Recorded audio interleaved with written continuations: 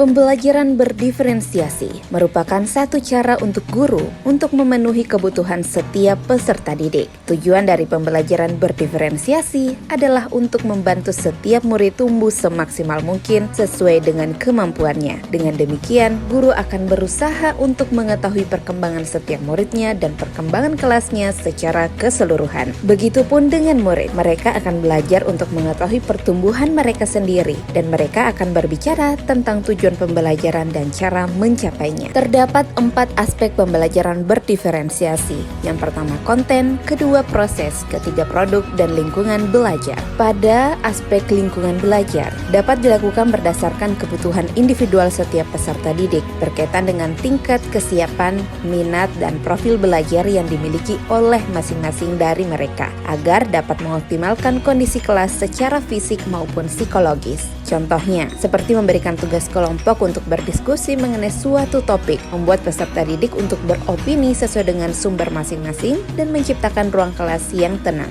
Ada beberapa lingkungan belajar bagi peserta didik. Yang pertama, lingkungan fisik. Lingkungan fisik dari pembelajaran atau physical learning environment sebagai aspek yang proses diferensiasi berkaitan dengan suasana dan fungsi dari ruang kelas dan memberi pengaruh pada keberhasilan pembelajaran yang berlangsung. Contohnya, sarana dan prasarana, gedung, ventilasi udara, alat atau media belajar, pewarnaan, penataan, dan pencahayaan.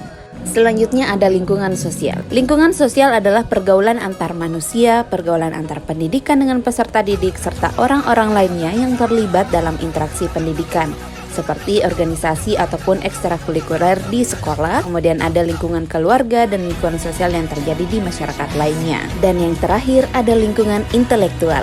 Lingkungan intelektual atau akademis mencakup suasana belajar mengajar. Lingkungan ini menjadi salah satu faktor yang meningkatkan hasil belajar. Karakteristiknya, lingkungan intelektual di sekolah misalnya suasana sekolah, kegiatan pembelajaran di sekolah, relasi guru dengan peserta didik, relasi sesama peserta didik, metode dan strategi pembelajaran di kelas. Dari semua pemaparan tadi, dapat disimpulkan bahwa guru memiliki peran yang sangat penting dalam membentuk lingkungan kelas yang positif. Lingkungan yang nyaman sangat mendukung pembelajaran berdiferensiasi, sehingga mampu menciptakan lingkungan belajar yang kondusif dan efektif, menyenangkan, dan bermakna bagi peserta didik.